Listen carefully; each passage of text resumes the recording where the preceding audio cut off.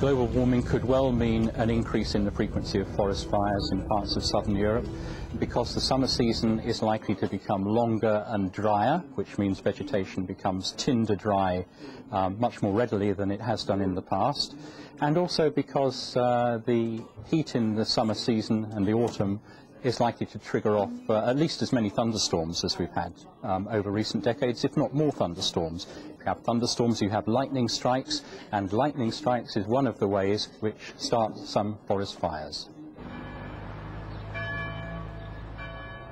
Whatever form the extreme weather takes, it's going to find weak spots in both natural and man-made defences. And some of the most vulnerable areas will be those where the environment has already been damaged and where poor planning has left people at risk. Sarno is in southern Italy. This is the most ancient part of the valley of Sarno. People have lived here for over 2,000 years. At the back here, on the right, there is Mount Vesuvius, the terrible volcano which destroyed Pompeii. This is a very special place to me. It has got something magical, really magical. And this makes much more tragic for me to understand what happened last year between the nights of May the 5th and the 6th. It was a bit dark, but there was still enough light to see that the mountain seemed as if it was shaking.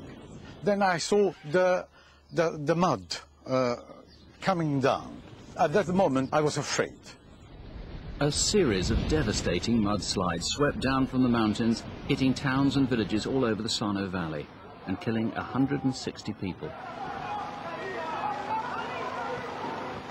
In Ciano, terrified villagers run for their lives. Suddenly, an elderly man, Alfonso Palmieri, is spotted shouting for help.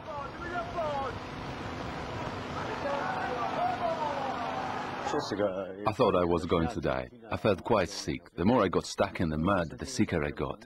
I couldn't move anymore. I was soaked in mud, a sort of madman. I knew it was life or death. With another mudslide imminent, friends and 2 local police officers haul Alfonso to safety.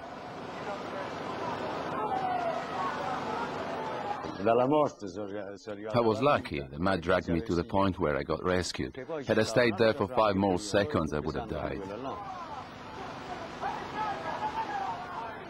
What came down from the mountain was a lethal mixture of water, earth, and the same volcanic lava which hundreds of years ago destroyed nearby Pompeii. It had been raining steadily for 6 days, and the weather certainly triggered the tragedy. But deforestation of the mountainside also played a part. If you have loose earth anywhere and you have an enormous amount of rain falling on it, then once the soil is saturated, it'll begin to slide. Now, what normally happens, of course, is that you've got vegetation, grass, bushes, trees, which hold the soil together and prevent these sort of things happening. If you take that binding away, and when you have a downpour like this, then it'll cause a mudslide. As day turned to night, survivors faced constant threats as more mud flows cascaded down from the mountain.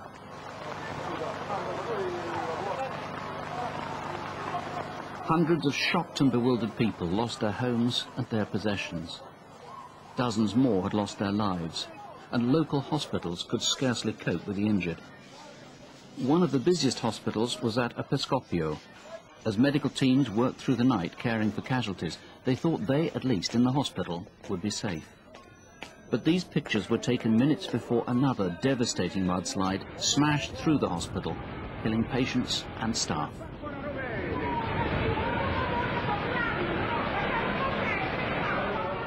The speed of the mud flow varies according to the amount of water is contained within it. Assuming that this was a free slide on a fairly steep slope, then the mud could well have been travelling in excess of 50 miles an hour.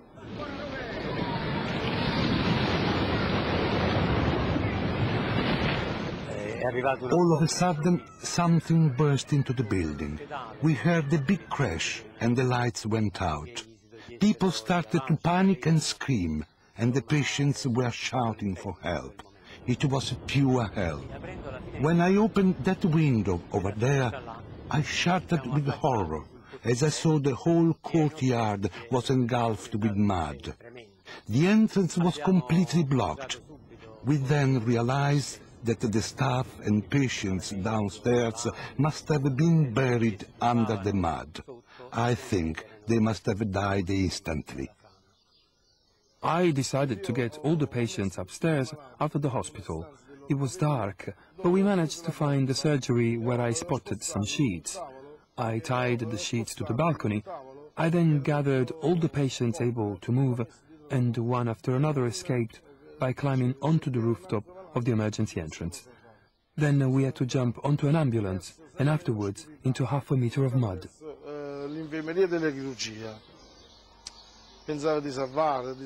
The mud was liquid and stuck to the skin like concrete. It felt warm and at the same time cold, and it was dragging me down.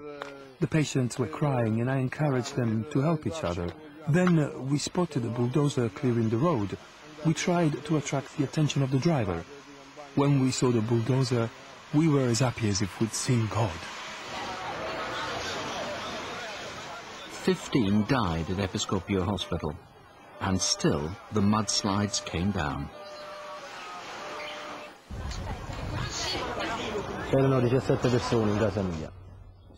There were 17 people in the house, 9 from my family and 7 neighbors. I just stepped out to find out what was happening from the firemen and what we should do, and I heard a terrible noise, and I feared the worst. 10 minutes later you couldn't see anything, just mud. It was a sea of mud. By 15 minutes you could begin to work out what had happened, and the house was completely buried. It was impossible that anyone could have survived under that. This was my youngest son. He was 10 years old. His name, Agostino. This was the second, Carmela, 16-year-old. And this was the eldest, Rosario. He was 20. This was my wife's mom and dad, and then you have my sister-in-law and her 2 boys. And this is the last picture of my wife. We had been together for 22 years.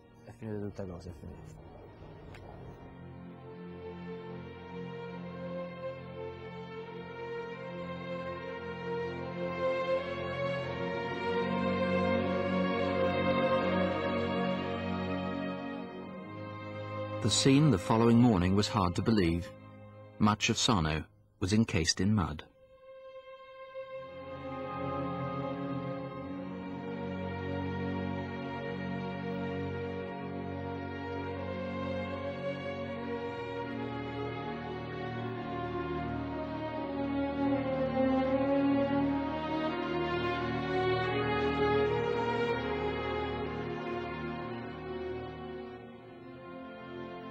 Dawn came and we could see people shouting from the top of their roofs, the helicopters running around. From 5 o'clock, 6 o'clock in the morning, there was silence, only the shouting and the running of the helicopters, but there was a deadly silence in nature.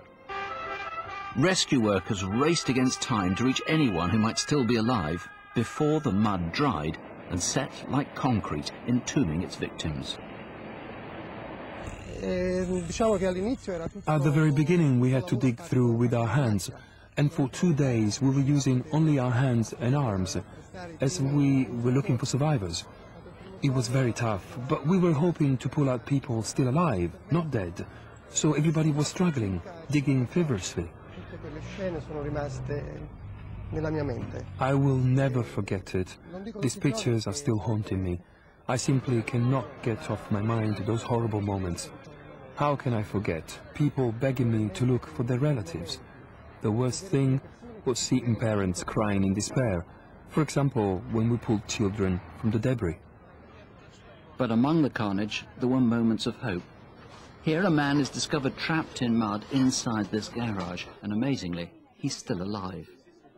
I was actually trapped by the mud between the back door and the front door of this car, in kind of a mud sandwich. Roberto was in total darkness for 3 days and was the last person to be found alive.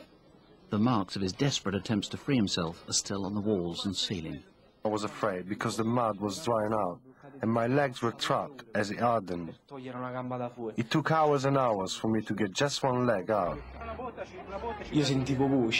I heard voices, I really did hear voices, but I thought I was dreaming. Then they started to make the first hole there. That's where I saw the first light. Slowly, after 2 or 3 hours of bashing and punching, they made a second hole. I threw down oxygen and a cushion to cover my face. Then they made this last hole, the biggest one, and that's where they pulled me out. They placed me on a stretcher and undressed me, cutting my jeans and shoes. Skin was hanging off my face and I couldn't open my eyes. Actually, I was afraid to open them in the bright light, as they were so full of mud. The tragedy had its source in the exceptional rains that fell in May last year, but there's a widespread feeling the authorities should have done more to prevent the death toll. There was little advice other than to stay at home, and there's little confidence they'll get it right next time. I don't want to be an alarmist, but I think that we are not safe because they haven't told us what really happened. They haven't told us what they intend to do with us, and they haven't told us what their plans are. There's no use being able to predict a storm and being able to tell the people that there's going to be a mudslide or there's a risk of a mudslide, and then for them not to know what to do afterwards. You have to have all these things in place before you've done all that you can do. It's very much in the culture. It's certainly in the culture of the United States, where we talk about hurricanes and tornadoes. Americans know what to do when they have a hurricane warning or a tornado warning. In Europe, we haven't reached that stage yet.